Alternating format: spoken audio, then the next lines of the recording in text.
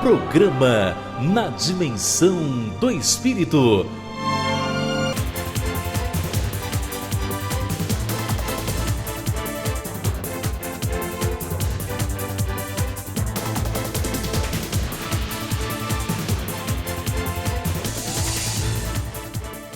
Nessa manhã, nós queremos conhecer um pouco mais do ministério evangelístico do pastor Gesiel. E, na verdade, de todo o mover do Espírito que ele tem acompanhado ao longo de todo o Brasil e todo o mundo. Pastor Marcelo, Mateus capítulo 4, versículo de número 23, pode ser considerado o padrão no qual devemos nos espelhar. Jesus Cristo iniciou seu ministério aqui na terra e era um ministério baseado no tripé espiritual. Diz a Bíblia em Mateus 4, 23, Jesus ia por todas as partes, ensinando, pregando e curando. Hoje nós temos igrejas que ensinam, mas não pregam nem curam. Temos igrejas que curam, mas não ensinam nem pregam.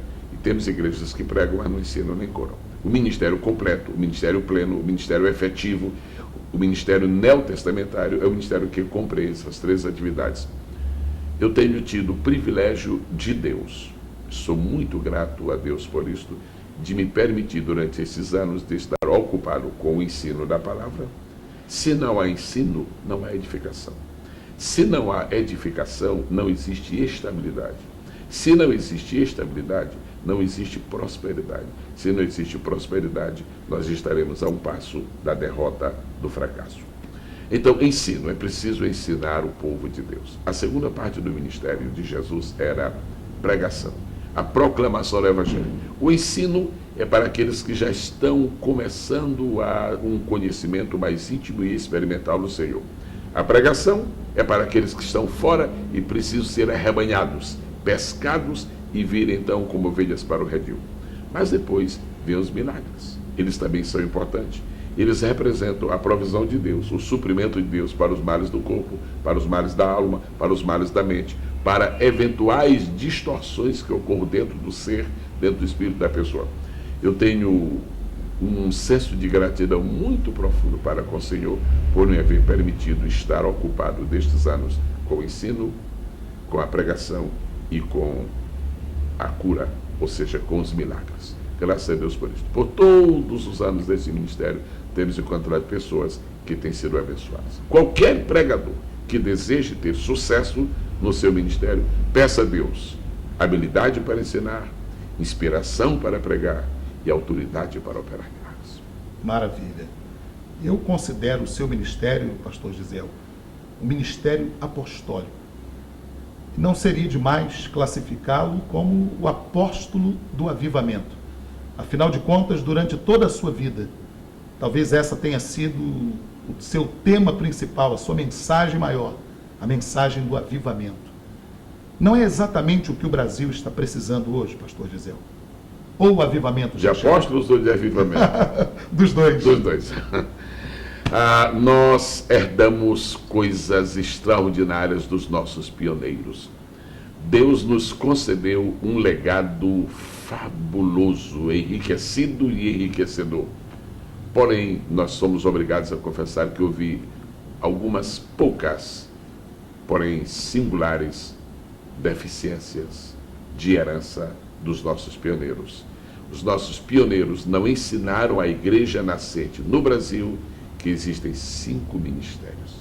Nós aprendemos e aceitamos e vivemos e nos introduzimos nesse contexto de que a igreja só depende de ter pastores e evangelistas. E não é verdade. São 5 apóstolos, que hoje chamamos relativamente de missionários, mas missionário é uma coisa, apóstolo é outro.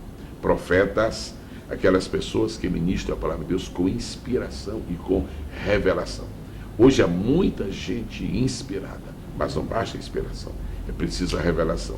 Uma palavra que para ser escrita dependeu de revelação, para ser falada também precisa de revelação. Igualmente, né? Então, o avivamento, ele subsiste, ele é muito mais consistente, ele se expande muito mais abundantemente à medida que os ministérios se completam.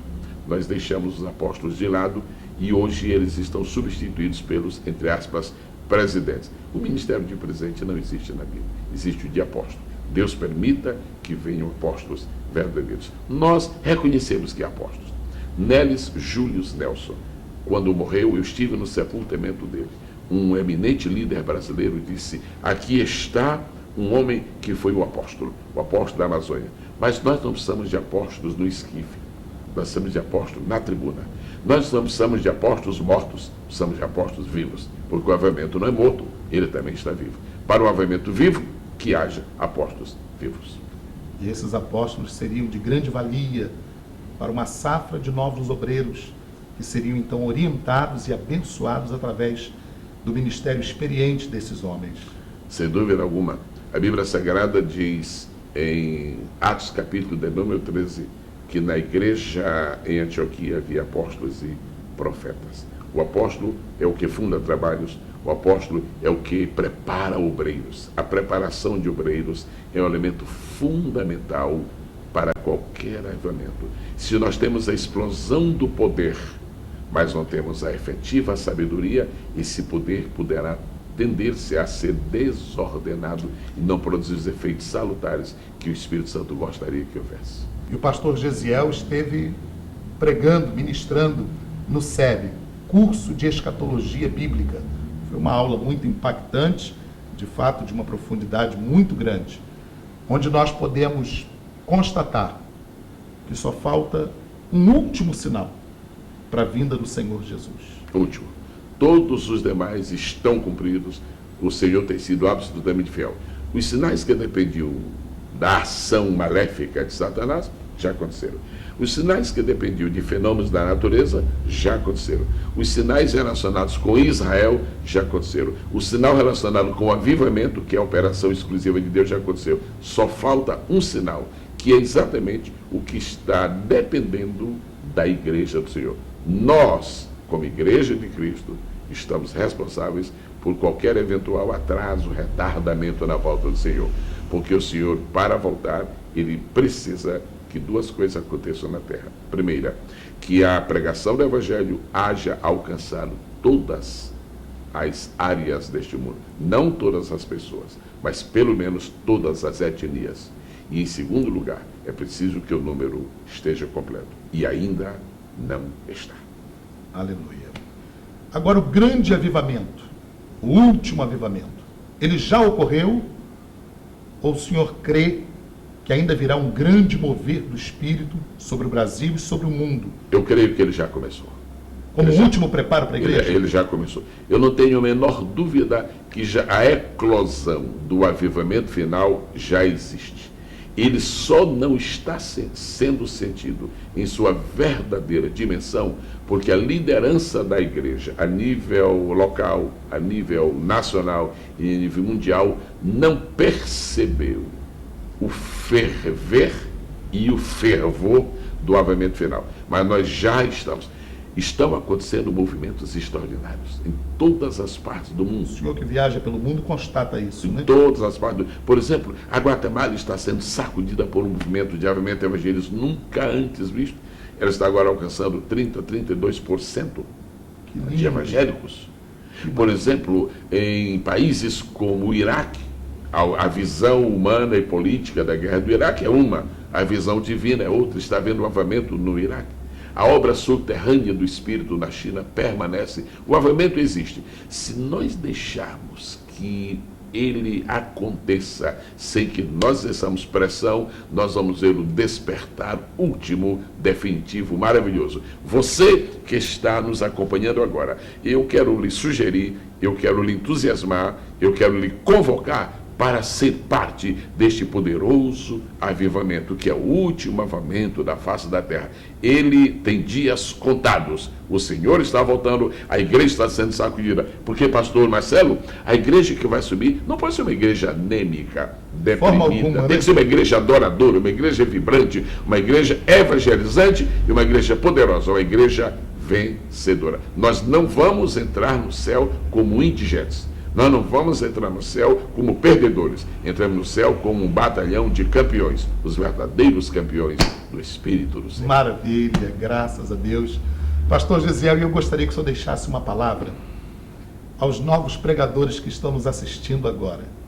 muitos deles aspirantes ao ministério, muitos deles se inspiram ou já se inspiraram no seu próprio ministério.